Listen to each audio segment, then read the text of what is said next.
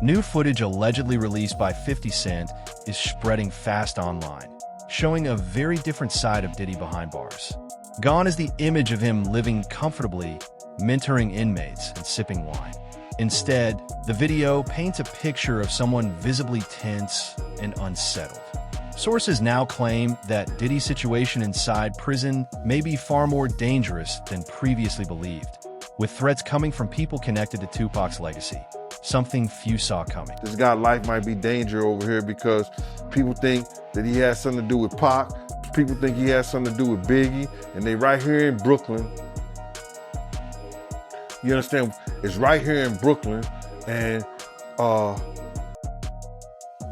some of the people are still mad that he made Making It a Band walk to Brooklyn from, to get the cheesecake, and just around the corner from the Cheesecake Factory. So, Junior's. So it might be some dumb So y'all need to get him out of here and ship him to Jersey because somebody gonna kill him over here. Those are good arguments, if you want to call it, but it's bullshit. He gonna get the same treatment no matter how much money he got. Now, it was this documentary that claimed, which we know wasn't true. Yeah, check this out. We don't talk about things that are nonsense. We don't even entertain nonsense, my brother. So we're not even going to go there, with all due respect, but I appreciate you as a journalist asking. Thank you. Because listen, 7 years ago, I'd have been like, yo, did you hire somebody to fuck? But no, you do it like a journalist. Yeah, no, we wouldn't even get into nonsense like that. You know what I'm saying? It's nonsense. Which we never believed, by the way. Yeah, thank you. For decades, the murders of Tupac Shakur and Christopher, the notorious B.I.G., Wallace have remained painful scars on hip-hop history. Throughout that time, Diddy has consistently denied any involvement. He has dismissed accusations as baseless rumors and refused to entertain them publicly. Tupac was gunned down in a Las Vegas drive-by on September 7, 1996, surviving for 6 days before passing away at just 25 years old. His death left unanswered questions that continue to resurface. Think Puffy was involved in the shooting? Only they can answer that question. I have my own opinion, but I wouldn't slander their name like they did mine. I wouldn't say things that I knew, you know what I mean?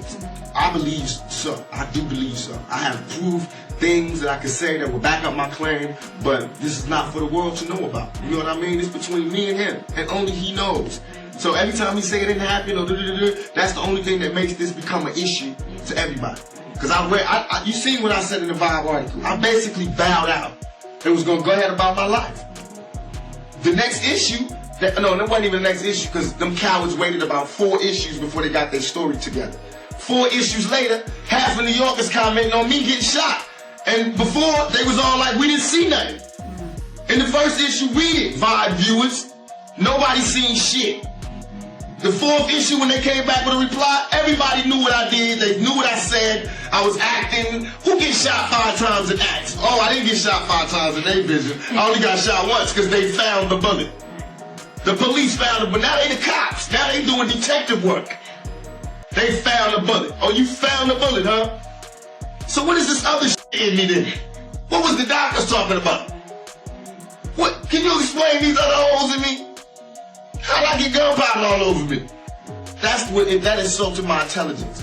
So yes, I did say Thug Life was there. Yes, I bowed out, all of that. But when they said that, they breathed new life. The shooting at Quad Studios was never officially solved, but Gene Deal claims Diddy had advanced knowledge that Tupac was going to be attacked and did nothing to stop it.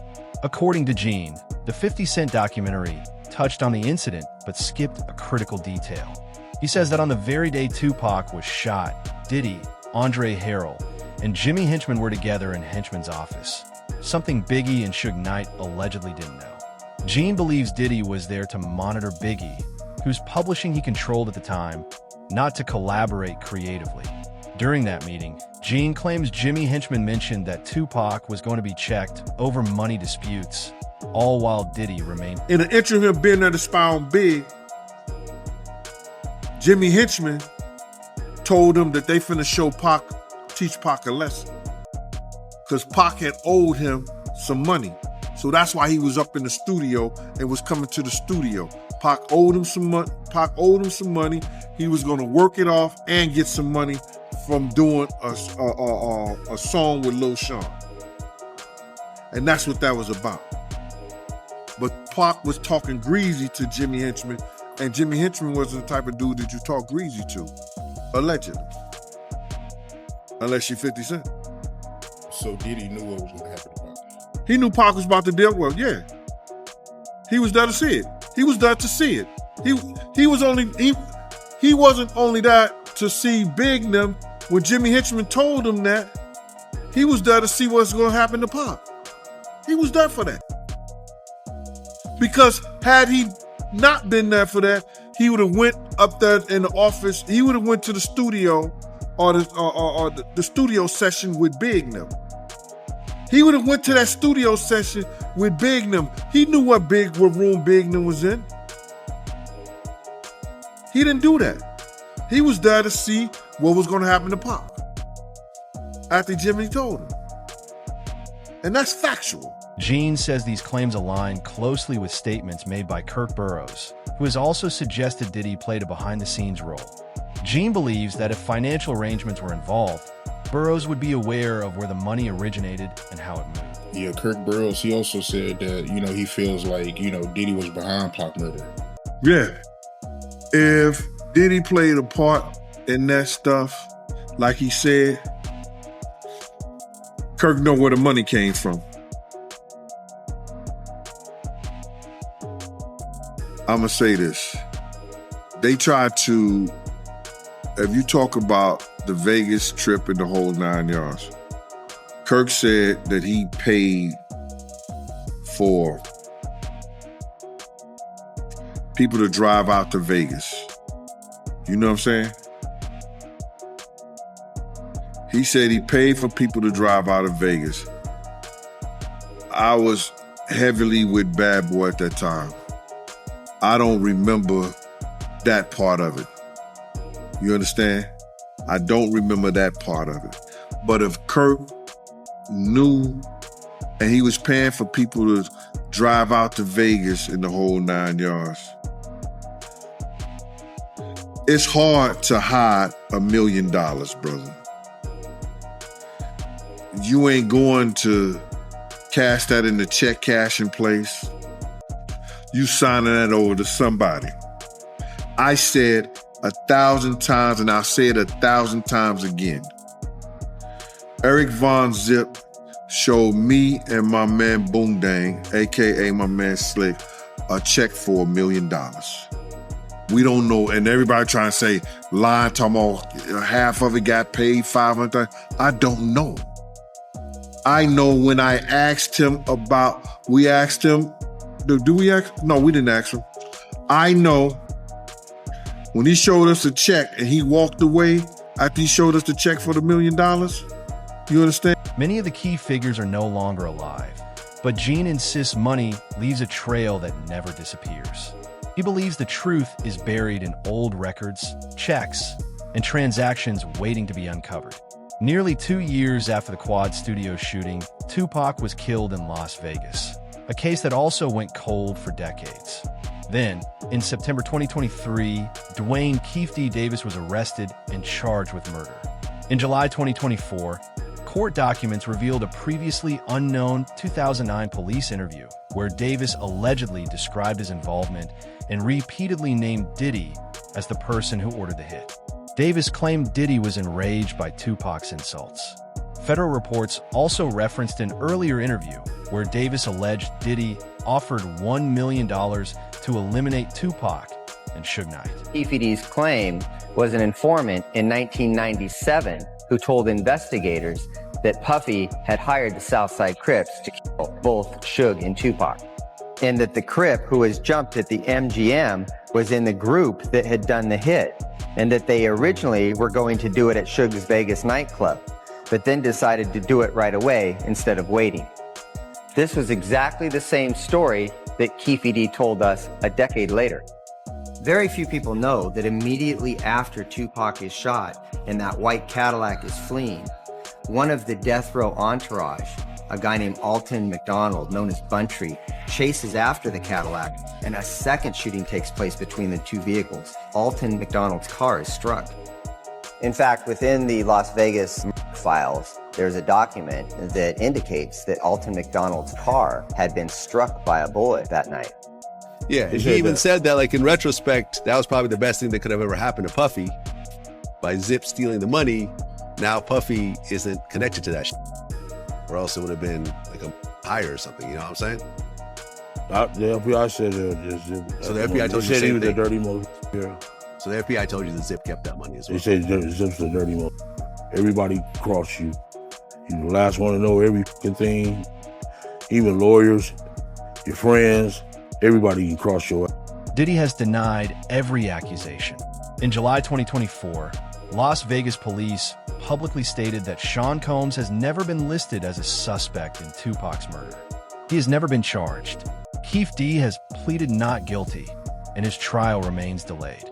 After Tupac's death, warnings circulated that Diddy and his East Coast associates should avoid the West Coast. Despite this, Diddy continued traveling to promote Biggie's upcoming album. According to those close to Biggie, he was hesitant to go, but Diddy convinced him otherwise, a claim later discussed in Sean Combs' The Reckoning.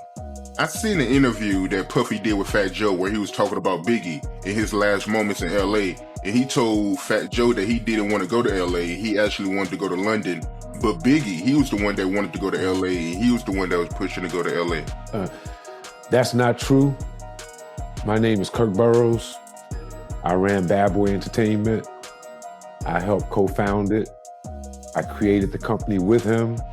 I raised from general manager to president. And at that time, I put all of those business plans together. And Biggie didn't want to go to LA, ended up going. What got him out there was a week ahead of time to ease him into the whole award show. He may not have wanted to go to London, but was talked into it.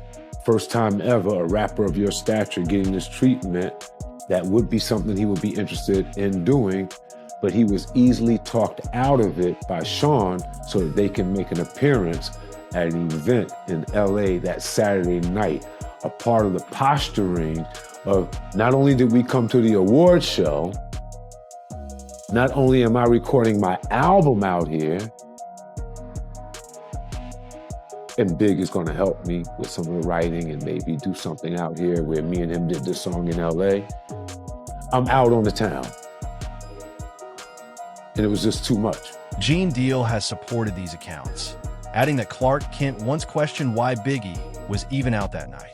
Biggie was supposed to be traveling, not attending events. When Clark asked why they were heading to the Peterson Automotive Museum, Biggie reportedly said the appearance had been arranged by Puffy and others. Gene says he only learned this years later when Clark spoke publicly. They wasn't going out to no party, no clubs, and no hip-hop scene. They wasn't doing none of that, brother. But that one particular night they go out, and it was because of Puff and D-Rock. Clark Kent said that shit himself.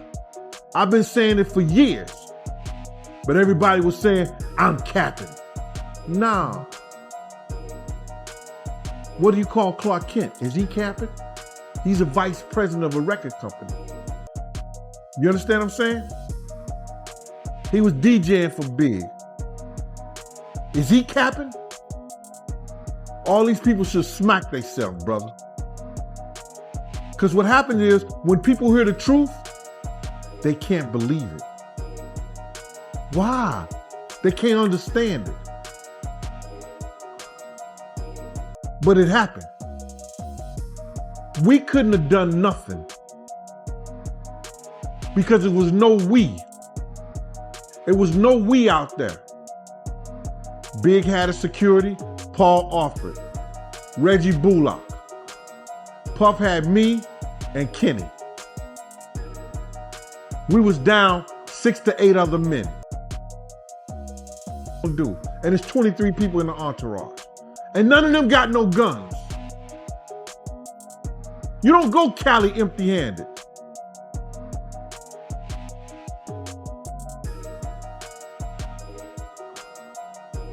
We couldn't have done nothing, man. What still weighs heavily on Gene is that he requested increased security that night.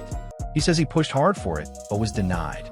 According to Gene, Puffy claimed there wasn't enough money for additional protection, a decision that continues to raise serious questions. People still want to know about him.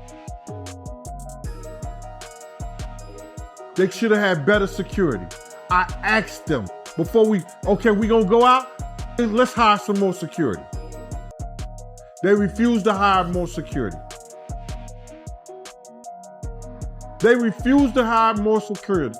Kirk Burrows said the same thing.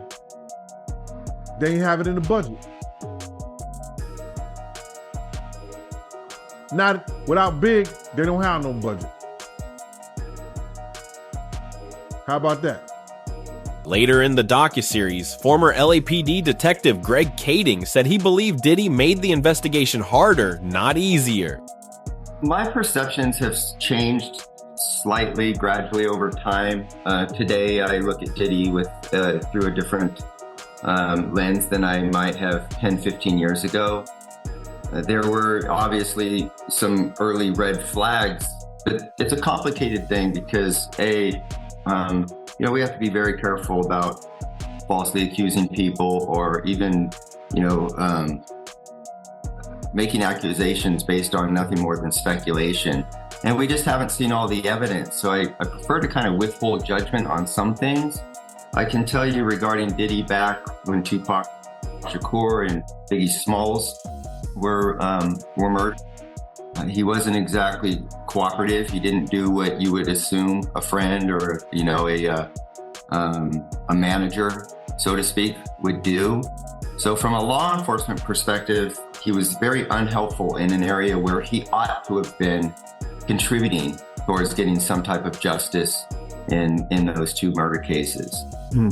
But as we found out in time, he was complicit in one of them, and which would make sense why maybe he didn't cooperate in the other, because the two were, they were just, we always understood that they were somehow interconnected. And so if you're going to cooperate or provide information on one and you're culpable in the other, one thing could lead back to the next. And that's where I think he understood his own vulnerability. Later in the documentary series, former LAPD detective Greg Kading stated that, in his opinion, Diddy complicated the investigation rather than helping it. He admitted his views on the case shifted over time as more information surfaced. Coming in, he was friendly with Big. He saw Little Sean, people like that. They wanted him to come and do a record. That was what was set up at Quad. Biggie knowing Little Sean, they were all there, C's, all of them. It was just going to be a fun night at the studio.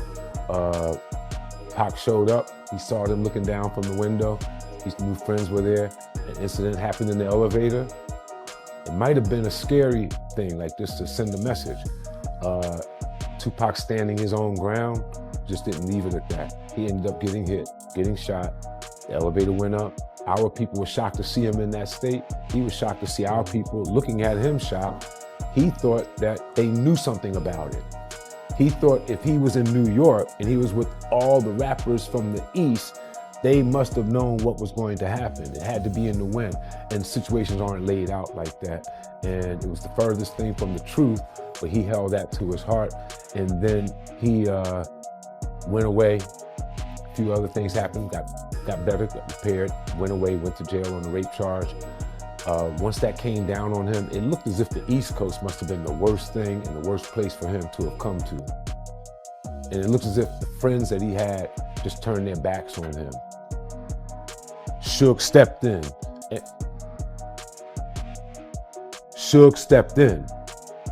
And when Suge stepped in, he signed him. He signed him to a napkin at Clinton. And that letter that he sent through Wendy Day, she was definitely a person that was connected and a mediator between most everyone in the hip hop game and had been for a minute, legendary person. She delivered the letter to my office. It started with West Side Up. So it gave an indication of rumblings that we heard in the street with him being shined by Suge was definitely true. He's going to go west when he comes back, and he has an issue with us. Witnesses described Biggie's shooter as a black man wearing a blue tuxedo and bow tie. No arrests were ever made. Decades later, both murders remain officially unsolved, and Diddy has never faced charges. However, that status may change as more connections continue to emerge regarding his alleged involvement. Kurt Burrows says tensions were already high before Tupac ever entered Quad Studios. Trust was fragile, rivalries were intense, and once Tupac was shot during the robbery, the fallout permanently altered relationships between both camps. A woman by the name of Wendy Day, very important woman in the hip-hop world. I think she helped Baby and those guys with Cash Money label, setting that up. She's very influential and instrumental in a lot of success. When I started in the music business, I reached out to her. She had a company called Rap Coalition. She went back and helped rappers from a previous generation get their money straight, their royalties. With that being said, I was like, she's someone I want to know. In knowing her, I had the good fortune of when she was dealing with Tupac during his crises on the East Coast, she went to visit him at Clinton. He wrote a letter, drafted it, so that she can bring it to me at the office so that I could know and be able to relate to Sean where we were with him. And the letter, if I remember, it said, West Side Up. And what we had heard was rumblings that Suge came and signed him on a napkin to a contract, and he was going to go west. And all the stuff that happened to him on the East and made it look like people on the East, King or the biggest rappers on the East, or people that he knew should have warned him or protected him against what had happened. And it just is not geographically laid out like that. And a lot of people put some blame for things that they had nothing to do with. And he took offense, went west, and that started him as a mouthpiece against the East, all right, going at Biggie. And I think it's more than, that's one level of the beef. Then I think there's another level of things that were going on in the streets where things happened in the dividing line between East and West that caused a big rift that led to mouthpieces going at each other. Burrows recalls Tupac later warning him that the conflict had gone beyond music. Tupac believed it had become war with Puffy and Biggie. His message was clear, direct, and filled with certainty. From Tupac's perspective, everything changed the night he was shot at Quad Studios. I heard a comment you made about how when you would bring up Pac name around Diddy, he'll get mad. Yes. He hated every bit of it. I remember one time, he was like, who did you grow up listening to? I'm like, Tupac. I ain't mentioned Biggie. That nigga didn't even talk to me for like 4 days after that. Everything with Pac, like, you couldn't say Pac was anything better than Biggie. You can't put them in the same realm or nothing. It was all about Biggie. Nick, I ain't know no fucking, it was all a dream whole song. I knew a couple words, the first verse maybe, but he made us recite the whole fucking thing. I guess, I don't know. He made us recite that whole fucking thing. And I don't think that Biggie would have gave a if a nigga would have killed about reciting this whole shit, you dig? Like, cause I grew up listening to Biggie too, and I just felt Pac different. Burrows believes that moment marked the true beginning of a feud that spiraled out of control long before the violence shocked the world. Others, including Chopper, have openly stated they believe Diddy played a role in Tupac's death, citing deep personal hatred and unresolved conflicts. For this situation, I think the real reason why they ain't gonna let Puffy out is because they trying to connect that Keith D situation with Puffy. That's what I really think it is. Because if it came down to some foolishness and all that, there are a buku chumped up charges they couldn't prove. I don't think they got no evidence. I think they trying to keep him in there to lock in that Keith D. You heard me? That Keith D situation with Puff. I think that's the only reason why he's still in jail right now. They know Puff is not a dangerous person on the outside. They know if they let him out right now, he's gonna be on house arrest. He's gonna be a good boy. He around and do all church videos and whatever. They know that already. That's not what they aiming for. They don't care about none of that. What they care about is they trying to connect Keith D with Biggie. I mean, with for Tupac and Diddy. I'm telling you, that's what I feel. And I never thought I would have said that, but I'm an intelligent man, bro. And ain't no other way they gonna keep you in there of, Diddy did this to me. Oh, Diddy did that to me. I'm suing him. Oh, we got enough evidence to. No, you don't. That's accusations. That's not factual, brother. You did. So I feel like the factual thing that they really trying to aim for is the kid for D. That's the only thing that they can really lock him in with. All the rest of that shit gonna get chumped down when it come down to it. Diddy gonna plea, and that shit gonna be over with. What they going? That rabbit in the hole is gonna be that kid for D situation. I'm telling you, mark my words. Watch. That's why they ain't gonna let him out. They would have let Kid for D out on that bail. Vegas got a little thing. They'll let you out on bail, but they got little restrictions of how you can get out. You did. So they gonna make sure your ass can't get out of jail. Trust me. So that's the only way I see that. Because the feds play a different game. Now, reports claim 50 Cent is intentionally leaking this footage to outlets like TMZ and other media platforms. And if Gene Deal's warnings are accurate, Diddy may not stay silent for long. According to Gene, retaliation is inevitable, and the fallout could be explosive. We need people to put people out here that's doing shit like this, that's taking from people's families, that's beating women, that's drugging women. I ain't got a problem with it. Let's go to war. Bruh, first of all, they're gonna try to get his baby mama stories. You know, they're gonna try to get 50 baby mama stories. They're gonna try to get girls that he probably dated, that he had problems and issues with and stuff like that.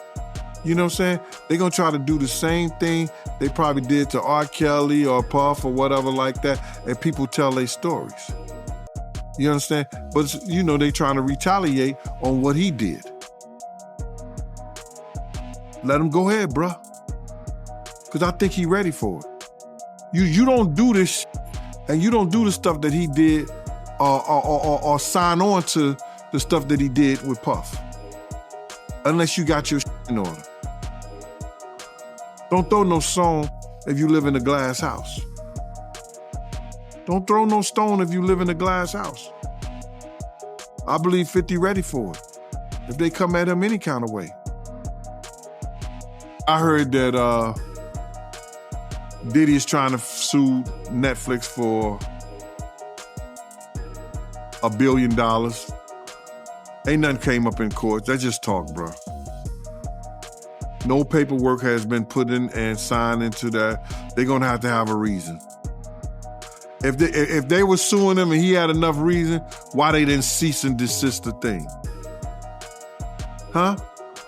If he had a leg to stand on, why they didn't cease and desist the documentary? That's just people talking. Headline news. Because had it been filed in court and they had a leg to stand on, they'd have been bringing that stuff down. Oh, we can't show it no more. Do you think we'll ever see Diddy convicted for Pac's murder? Let us know in the comments.